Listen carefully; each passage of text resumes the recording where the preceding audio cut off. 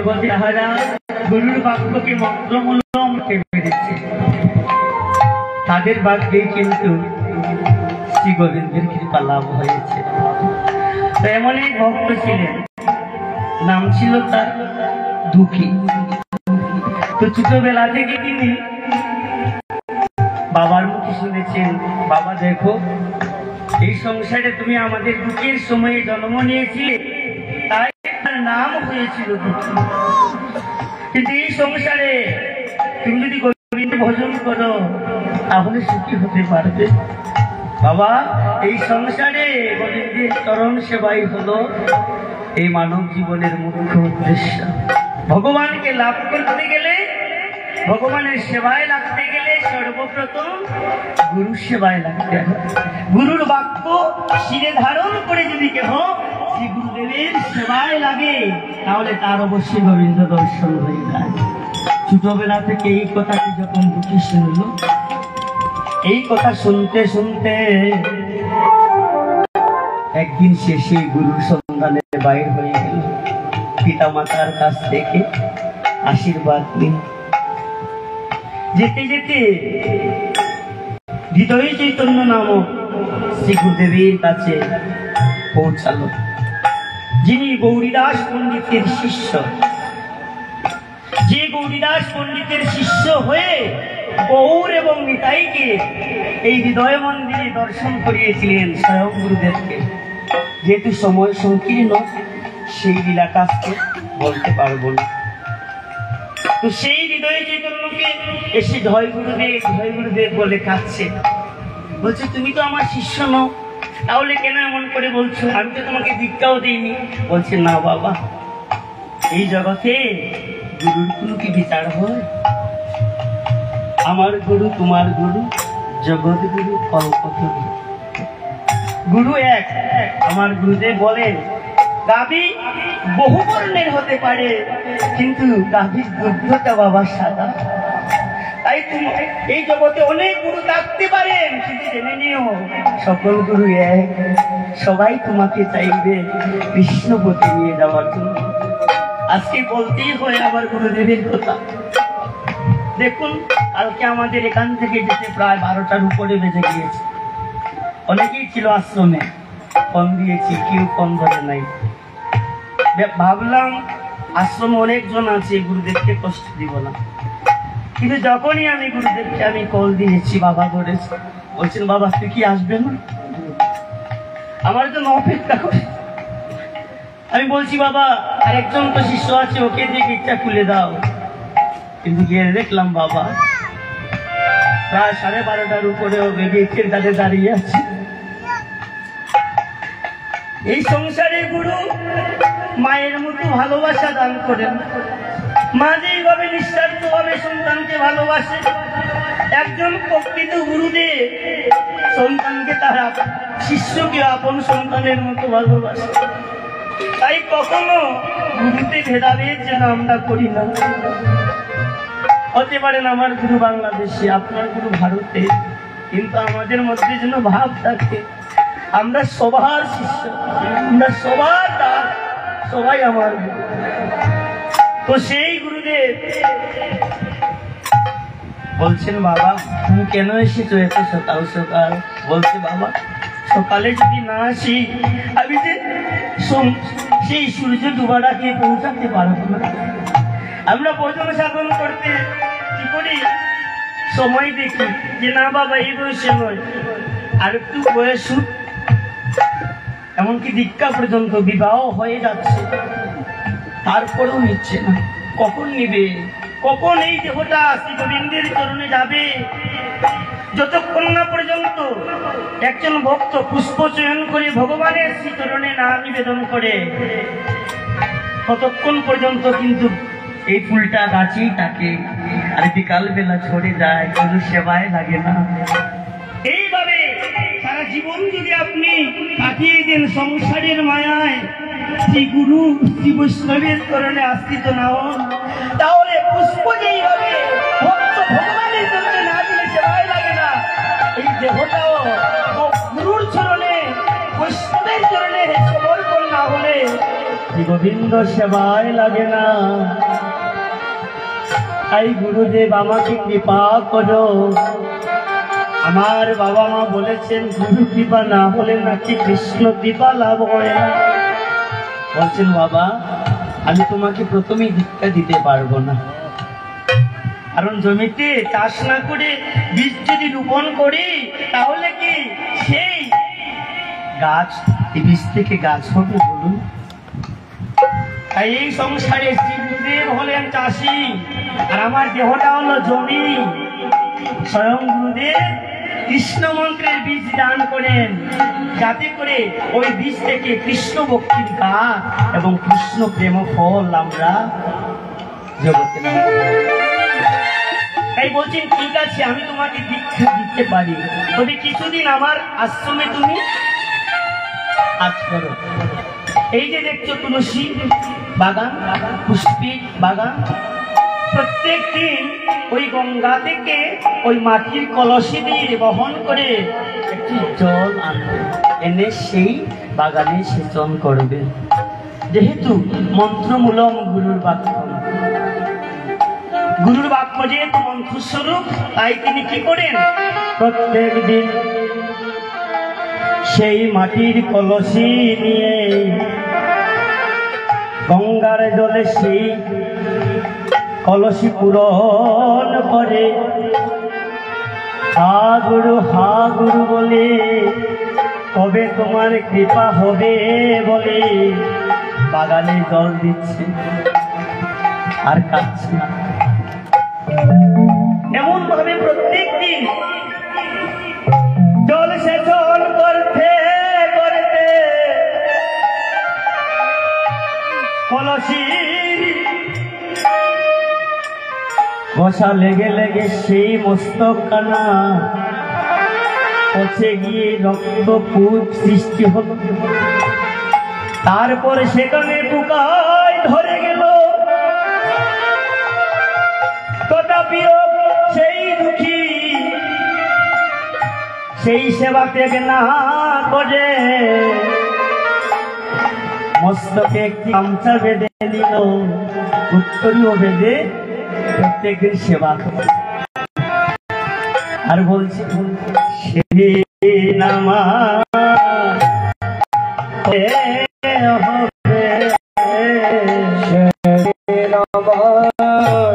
কবে হবে আমার গুরুর কৃপা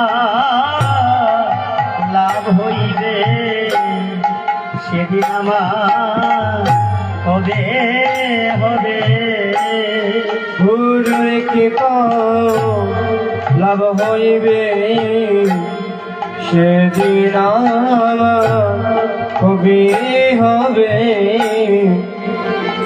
এইভাবে বলছেন আর চোখের দলে জল ফেলছে এবং মাটির কলসিকে বলে নরে মাটির কলসি তুমি আজ মাটির কলসি হয়েও আমার শ্রী গুরুদেবের সেবায় লাগলে, কিন্তু আমার ভাগ্যে তো শ্রী গুরুর সেবা হলো না। এই মাটির কলসি একদিনেই সেবায় লেগেছে মা। দেখবেন এই মাটির কলসি তৈরি করার পূর্বে প্রথমে কুমার মাটি নিয়েছে এবং জল দিয়ে একটা কলসির আকৃতি করেছে, তারপর সেটাকে শুকিয়েছে, তারপর সেটাকে পুড়িয়েছে, তারপর সেটাকে রং করে বাজারে বিক্রয় করেছে। একদিনে কি সেবায় লেগেছে? কলসি রূপ প্রাপ্ত হয়েছে। এইভাবে দীক্ষা নিলেই যে গুরুর আশ্রিত হলে প্রথম দিনেই সে সেবায় লাগবেন। আস্তে আস্তে গুরুদেব কুমার যেভাবে কলসিটাকে ধাপে ধাপে তৈরি করে ওইভাবে গুরুদেবের চরণে আশ্রয় নিলে শ্রী গুরুদেব শিষ্যকে পরীক্ষার দ্বারা এইভাবে গঠন করেন। তাই আজ দুটি কৃষ্ণদাস আছে। তো একদিন সেই গুরুদেব দেখে গেলেন যে সেই শিষ্যের মস্তকের মধ্যে উত্তরীয় ভাগা তখন বলেন, তোমাকে তো আগেই বলেছিলাম তোমার দ্বারা এই সেবা হবে না, তথাপিও তুমি এখানে বসে রয়েছ। এই গামছা তাড়াতাড়ি খুলে উত্তরীয়টা খুলে দিল, কিন্তু গুরুদেবকে বলছে, গুরুদেব এটা করবে কেন? কারণ এটা যদি করেন তাহলে তো গুরুদেব দেখে ফেলবেন। তথাপিও শ্রী গুরুদেব জোর করে সেই উত্তরীয়টা খুলে ফেললেন।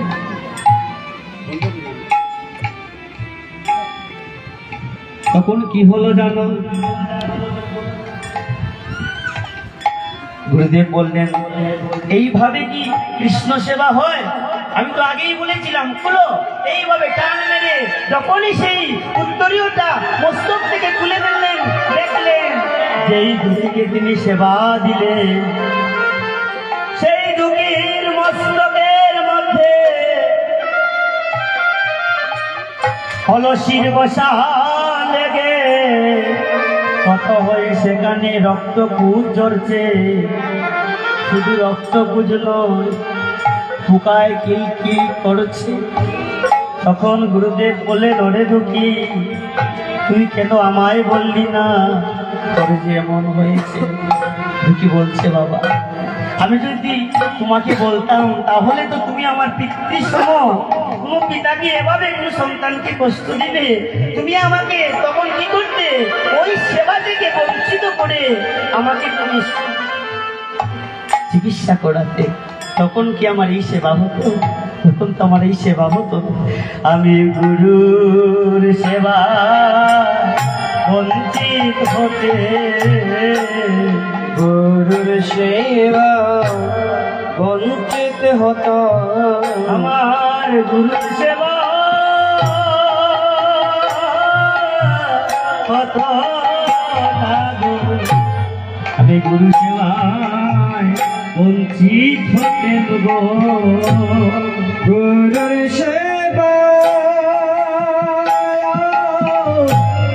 গুরুর সেবা বঞ্চিত হতাম, গুরু সেবা বঞ্চিত হতাম।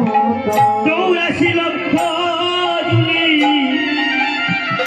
গমন করে তিনি পেয়েছিলাম এই সাজের মানব জনম।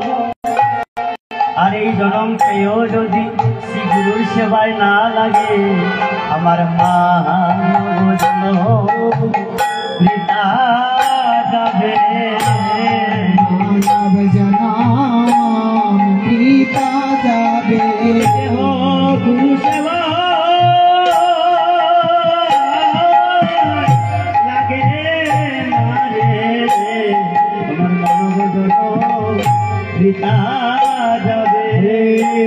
গুরুর সেবা,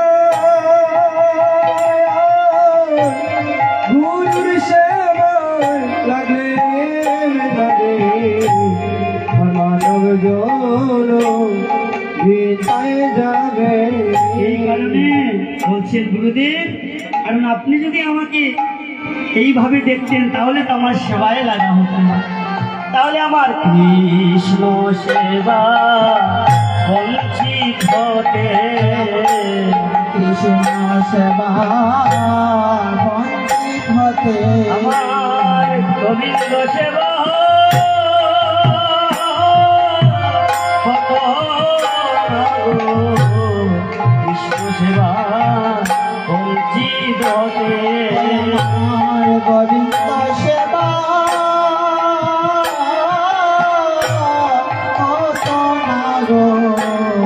কৃষ্ণ সেবা বঞ্চিত হতে। সেই গুরুদেব কি করলেন?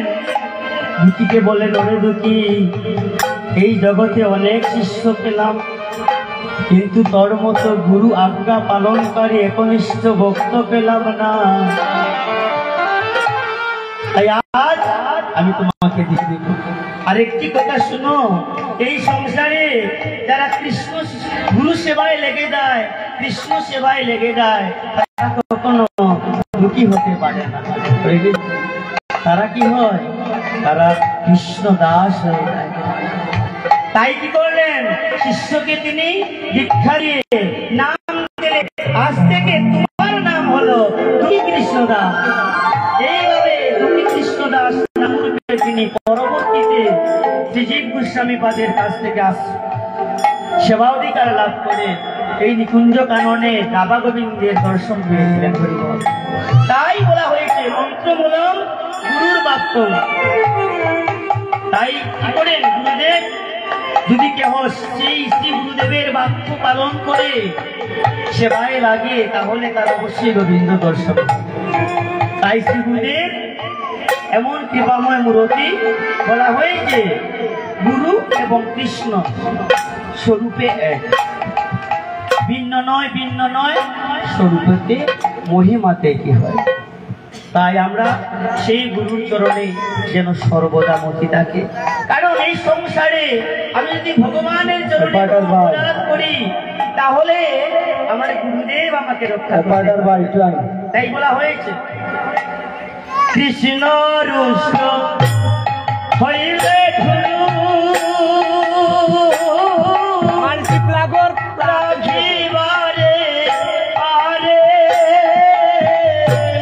কৃষ্ণ রুষ্ট বলে গুরু রাখিবারে নারে রুষ্ট হইলে কৃষ্ণ রাখিবারে নারে। ওরে গুরু রুষ্ট বলে কৃষ্ণ রাখিবারে নারে। আরে রক্ষা করতে কেউ পারে না, রক্ষা করতে কেউ পারে না। দয়াল গুরুদেবে করুণা বিনা রক্ষা করতে কেউ পারে না। আর গুরুদেবে করুণা বিনে রক্ষা করতে কেউ পারে না। গুরু মাথা গুরু পিতা, গুরু মাতা গুরু পিতা গুরু হলো ফকির। গুরু মাতা গুরু পিতা